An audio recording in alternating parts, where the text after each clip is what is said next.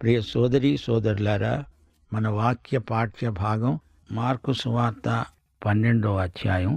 సావధానంగా వినండి. 1 నుండి 12వ వచనం వరకు ద్రాక్ష తోటను గురించిన ఉపమానం. ఆయన ఉపమాన రీతిగా వారికి బోధింపనారంభించాడు. ఎట్లనగా, ఒక మనుష్యుడు ద్రాక్ష తోట నాటించి దాని చుట్టూ కంచె వేయించి ద్రాక్షల తొట్టి తొలిపించి గోపురము కట్టించి కాపులకు దానిని గుత్తకిచ్చి దేశాంతరము వెళ్ళాడు.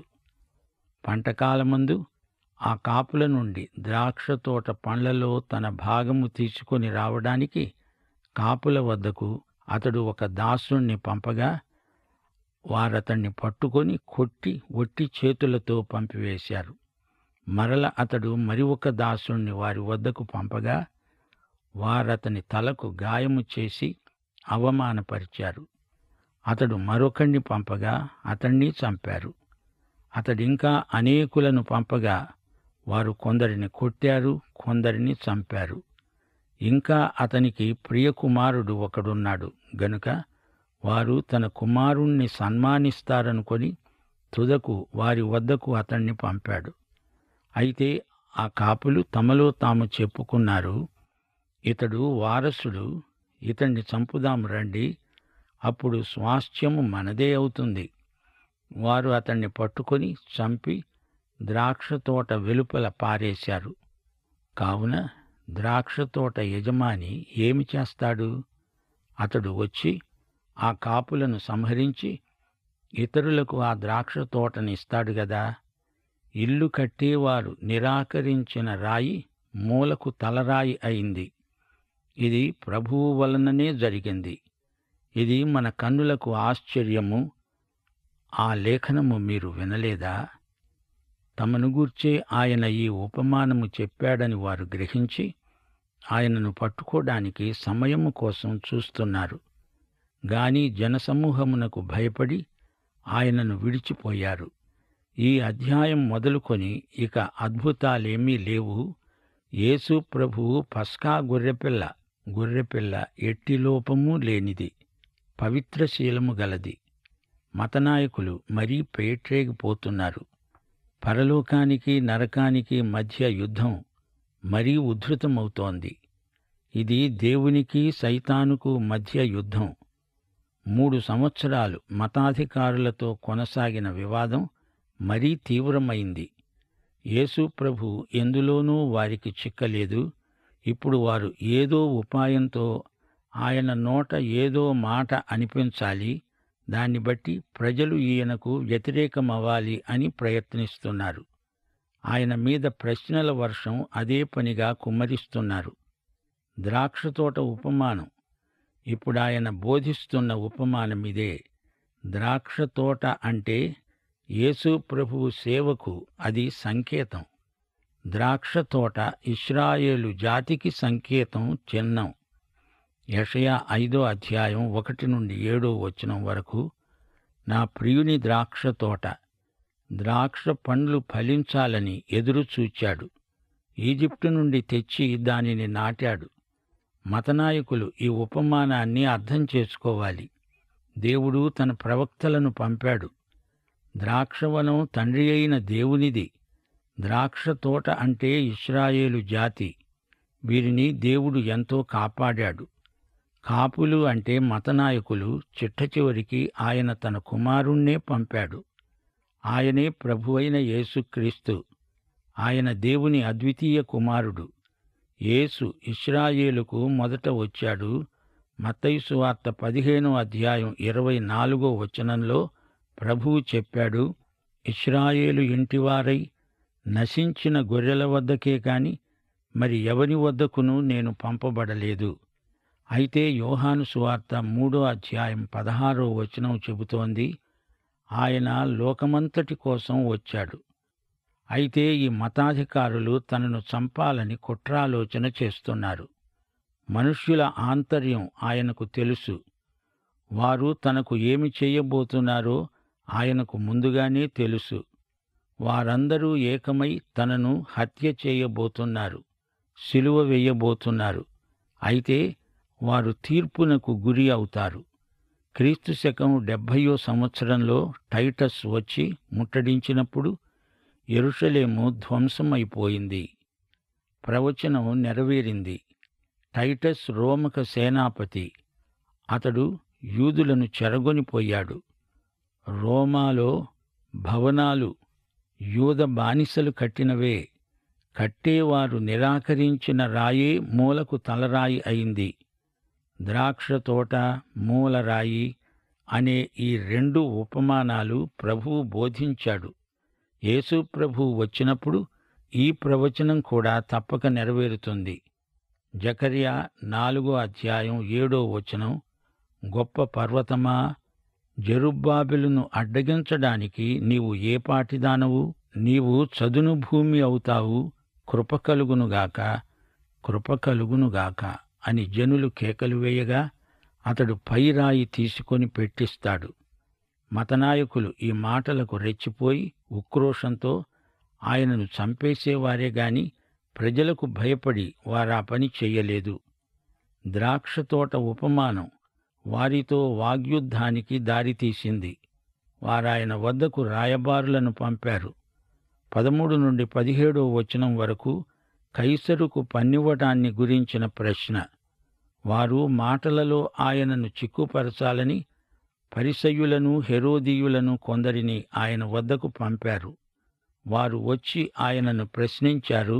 బోధకుడా, నీవు సత్యవంతుడవు, నీవు ఎవరినీ లక్ష్యపెట్టవని మాకు తెలుసు. నీవు మోమాటము లేనివాడవై దేవుని మార్గమును సత్యముగా బోధించేవాడవు. కైసరుకు పన్నివ్వడం న్యాయమా కాదా? ఇవ్వాలా మానాలా? ఆయన వారి వేషధారణను ఎరిగి వారితో అన్నాడు, మీరు నన్ను ఎందుకు శోధిస్తున్నారు?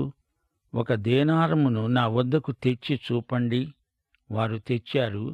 ఆయన వారిని అడిగాడు, ఈ రూపము పైరాత ఎవరివి? కైసరువి అన్నారు వారు. అందుకు యేసు అన్నాడు, కైసరువి కైసరుకు, దేవునివి దేవునికి చెల్లించండి. వారు ఆయనను గూర్చి బహుగా ఆశ్చర్యపడ్డారు. వారాయనను మెచ్చుకున్నారు. కాని ఆయన వారిని వేషధారులు అంటున్నాడు. వారి పొగడ్తను ఆయన వినిపించుకోలేదు. వారి హృదయ స్థితిని ఆయన బాగా ఎరుగును. ఒకసారి నికోదేము తనను అభినందించినప్పుడు ఆయన అంగీకరించాడు. నికోదేము యథార్థ హృదయంతో మాట్లాడాడు. ఇక్కడ ప్రభువుతో మాట్లాడుతున్న వీరందరూ వేషధారులు. 1 నాణెము తెమ్మన్నాడు ప్రభువు. ఎందుకని? ఆయన దగ్గర 1 నాణెము కూడా లేదు. మహిమగల ప్రభువు ఈ లోకంలో ఉండగా ఆయన చేతిలో 1 చిల్లర నాణెం కూడా లేదు. వారాయనకు 1 నాణెం తెచ్చి ఇచ్చారు. అది ఆయన తన చేతిలోకి తీసుకున్నాడు. వారు ప్రభువులో తప్పు చిక్కించుకుందామని తామే చిక్కుకున్నారు. కైసరుకు పన్ను కట్టండి అంటాడా? అలా అంటే కైసరుకు మోషే కంటే, మెస్సియ కంటే అధిక ప్రాధాన్యమిచ్చిన వాడవుతాడు. పన్ను కట్టక్కర్లేదంటాడా? అప్పుడు రాజకీయంగా తిరుగుబాటుదారవుతాడు. అది వారి వ్యూహ రచన. గాని ప్రభువు జవాబు వారిని ఎంతో ఆశ్చర్యపరిచింది. దేవుని బిడ్డలకు 2 బాధ్యతలున్నాయి. మొదటిది ప్రభుత్వము పట్ల మన బాధ్యత. ప్రభుత్వానికి చెల్లించాల్సిన పన్ను ప్రభుత్వానికే చెల్లించాలి. మన సాంఘిక బాధ్యతలను మనము గుర్తెరిగి ఉండాలి. కైసరు పట్ల బాధ్యతను నెరవేర్చాలి, తప్పదు. అయితే దేవుని పట్ల నీకు బాధ్యత ఉంది. అది కూడా నీవు నెరవేర్చి తీరాలి. దీన్ని తప్పించుకోవడానికి వీలు కాదు. ప్రతి బాధ్యత నెరవేర్చిన వాడే దేవుని బిడ్డ. 1 నాణెమును తన చేతిలోకి తీసుకొని ప్రభువు వారికి గొప్ప పాఠం నేర్పాడు. నాణెమునకు 2 వైపులున్నాయి, బొమ్మ, బొరుసు. అలాగే మన జీవితానికి 2 వైపులున్నాయి. ఒకటి ఇహము, రెండోది పరము. ఇహపరములు మనకు 2 వైపులు ఉన్నాయని మనము మరిచిపోకూడదు. మనం పరలోక పౌరులం. ఈ లోకంలో ఉన్నాము. మనం యాత్రికులం. మన నిత్య ధనాన్ని పరలోకం లెక్కలో జమకట్టాలి. ఈ మాటతో ప్రభువు హెరోదియనుల నోళ్లు మూయించాడు. ఈ హెరోదియనులు హెరోదు వంశీకులనే సింహాసనమెక్కించాలని కోరతారు. కైసరుది కైసరుకు, దేవునిది దేవునికి. ఇది ప్రభువు చేసిన ప్రబోధం. 18వ వచనము నుండి పునరుత్థానమును గురించిన ప్రశ్న. పునరుత్థానమే లేదని చెప్పే సద్దూకయ్యులు ఆయన వద్దకు వచ్చి అన్నారు, బోధకుడా, తన భార్య బతికి ఉండగా ఒకడు పిల్లలు లేక చనిపోయిన ఎడల వాని సహోదరుడు వాని భార్యను పెళ్లి చేసుకొని తన సహోదరునికి సంతానము కలుగచెయ్యాలని మోషే మాకు రాసి ఇచ్చాడు. 7 సహోదరులున్నారు. మొదటివాడు ఒక స్త్రీని పెళ్లి చేసుకొని సంతానము లేకుండా చనిపోయాడు గనుక రెండోవాడు ఆమెను పెళ్లి చేసుకున్నాడు. వాడు సంతానము లేకుండా చనిపోయాడు. అలాగే 3వాడు చనిపోయాడు. ఈ విధంగా 7 సంతానము లేకుండానే చనిపోయారు. అందరి వెనుక ఆ స్త్రీ కూడా చనిపోయింది. పునరుత్థానమందు ఎవనికి ఆమె భార్యగా ఉంటుంది? ఆమె ఆ 7 భార్య అయింది గదా. అందుకు యేసు అన్నాడు, మీరు లేఖనములను గాని దేవుని శక్తిని గాని ఎరుగకపోవడము వలననే పొరపడుతున్నారు. వారు మృతులలో నుండి లేచేటప్పుడు పెండ్లి చేసుకొనరు, పెండ్లికి ఇవ్వబడరు గాని పరలోకమందున్న దూతల వలె ఉంటారు. వారు లేస్తారని మృతులను గూర్చిన సంగతి మోషే గ్రంథమందలి పొదను గురించిన భాగములో మీరు చదవలేదా? ఆ భాగములో దేవుడు అతనితో చెప్పాడు, నేను అబ్రహాము దేవుడను, ఇస్సాకు దేవుడను, యాకోబు దేవుడను. ఆయన సజీవుల దేవుడు గాని మృతుల దేవుడు కాడు. కావున మీరు బహుగా పొరపడుతున్నారు. సోదరీ సోదరులారా, వింటున్నారా? సద్దూకయ్యులు ఆ రోజుల్లో భౌతికవాదులు. అతీతమైన వాటిని సుతరాము నమ్మరు. రూతు గ్రంథంలో బంధు విమోచకుని వృత్తాంతం ఉంది. రూతు చనిపోయినప్పుడు బోయజు బంధు విమోచకుని ధర్మం ఆమె పట్ల జరిగించాడు. లేఖనం ఏమి చెబుతోందో వారికి తెలుసు. 7 వరుసగా చేసుకున్నదిట ఆమె. ఇది ఎక్కడి కథ? వారికి లేఖనాలు తెలియదు. దేవుని శక్తి అసలే తెలియదు. దేవుని వాక్యానికి వక్రభాష్యం చెప్పేవారు నాడు నేడు ఉంటూనే ఉన్నారు. వాక్య అజ్ఞానం కొందరిలో ఉంది. భార్యాభర్తలు పునరుత్థానంలో కలిసి ఉంటారా అంటే కలిసి ఉంటారు గాని భార్యాభర్తలుగా కాదు. అక్కడ సంసారం మొదలుపెట్టి పిల్లలను కనడమంటూ ఉండదు. పిల్లలను పెంచటమంటూ అసలే ఉండదు. పునరుత్థానంలో ఈ సంబంధాలు ఉండనే ఉండవు. సద్దూకయ్యులు, మీకు దేవుని శక్తి కూడా తెలియదు అంటున్నాడు యేసుప్రభు. మోషే, అబ్రహాము, ఇస్సాకు వీరు చనిపోయారా? ఇక లేరా? వారి శరీరాలు పాతిపెట్టబడ్డాయి గాని వారు చనిపోలేదు. వారు దేవునితో ఉండడానికి పరలోకానికి ఎక్కిపోయారు. ఇక్కడ లేరు, అక్కడ ఉన్నారు. అడ్రస్సు మారింది అంతే. క్రీస్తునందు మృతులు అంటే పరలోకంలో వారు సజీవులు. యేసు చెప్పిన జవాబుకు సద్దూకయ్యులు అట్టిట్టయిపోయారు. సద్దూకయ్యులతో ప్రభువు మాట్లాడుతూ ఉండగా ఒక శాస్త్రి ఆయన దగ్గరికి వస్తున్నాడు. మార్కు సువార్త 12:34 శాస్త్రులలో ఒకడు వచ్చి వారు తర్కించడము విని ఆయన వారికి బాగుగా ఉత్తరమిచ్చాడని గ్రహించి ఆయననడిగాడు, ఆజ్ఞలన్నిటిలో ప్రధానమైనదేది? అందుకు యేసు అన్నాడు, ప్రధానమైనది ఏదనగా, ఓ ఇశ్రాయేలు విను, మన దేవుడైన ప్రభువు అద్వితీయ ప్రభువు. నీవు నీ పూర్ణ హృదయముతో, నీ పూర్ణాత్మతో, నీ పూర్ణ వివేకముతో, నీ పూర్ణ బలముతో నీ దేవుడైన ప్రభువును ప్రేమించాలి అనేది ప్రధానమైన ఆజ్ఞ. రెండోది, నీవు నిన్ను వలె నీ పొరుగువాణ్ణి ప్రేమించాలి అనేది రెండో ఆజ్ఞ. వీటికంటే ముఖ్యమైన ఆజ్ఞ మరేదీ లేదు. ఆ శాస్త్రి అన్నాడు, బోధకుడా, బాగా చెప్పావు. ఆయన అద్వితీయుడని, ఆయన తప్ప వేరొకడు లేడని నీవు చెప్పిన మాట సత్యమే. పూర్ణ హృదయముతో, పూర్ణ వివేకముతో, పూర్ణ బలముతో ఆయనను ప్రేమించడము ఒకడు తనను వలె తన పొరుగువాణ్ణి ప్రేమించటము సర్వాంగ హోమములన్నిటికంటే బలుల కంటే అధికము. ద్వితీయోపదేశకాండం 6వ అధ్యాయం 4వ వచనం నుండి ప్రభువు ఉటంకిస్తున్నాడు. ఇది దశాజ్ఞలలో ఒకటి కాదుగాని పాత నిబంధనలోని గొప్ప సత్య సిద్ధాంతం. యెహోవా ఎలోహిం మన యెహోవా. లోకములో బహుదేవతారాధన ఉంది, విగ్రహారాధన ఉంది. అలాంటి లోకంలో సత్య ఏక దేవుణ్ణి ఆయన ప్రజలు సర్వే సర్వత్రా ప్రకటించాలి, ఆరాధించాలి. దేవుణ్ణి నీవు ప్రాణాధికంగా ప్రేమించాలి అంటే నీవు ప్రేమించలేకపోతున్నావు. అది ఆజ్ఞాతిక్రమం. నీవు పాపం చేసిన వాడవవుతున్నావు గనుక నీకు రక్షకుడు కావాలి. అది అసలు సంగతి. నిన్నువలె నీ పొరుగువాణ్ణి ప్రేమించాలి. అలా ప్రేమించేటట్లు నిన్ను బలపరిచే రక్షకుడు నీకు కావాలి.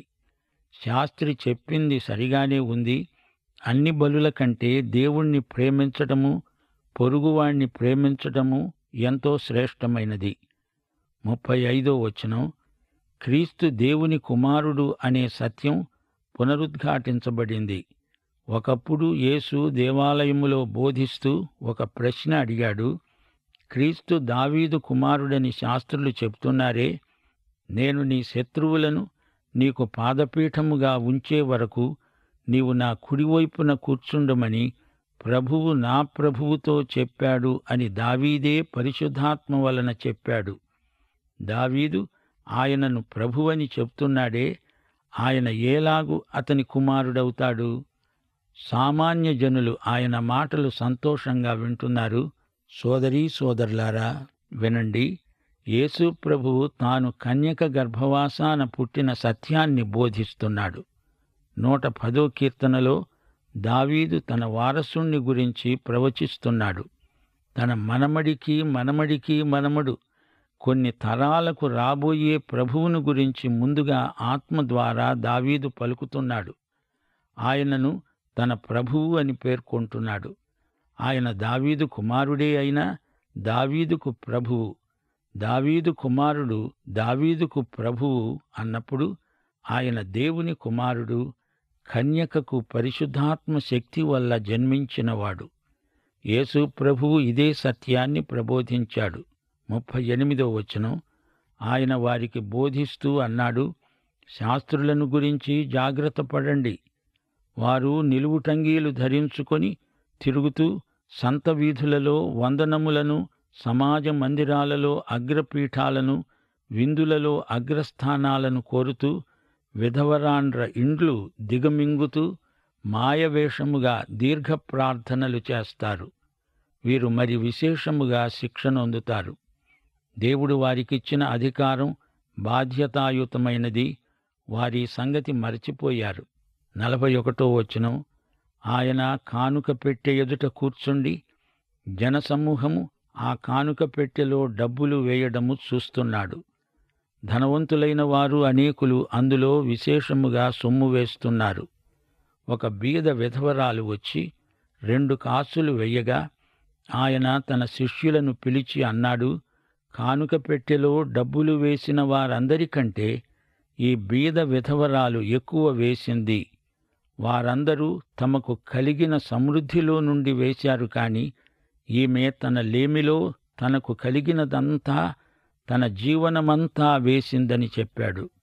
ప్రియశ్రోతలు, ఈ బీద విధవరాలి దాతృత్వం ప్రభువు ప్రశంసను పొందింది. దీనికి వివరణ వచ్చే పాఠంలో వినండి. అందాక సెలవు. ప్రభువైన యేసుక్రీస్తు వారి సత్కృప, తండ్రి అయిన దేవుని శాశ్వత ప్రేమ, పరిశుద్ధాత్మ సహవాసానందము మనకు తోడై ఉండునుగాక. ఆమేన్.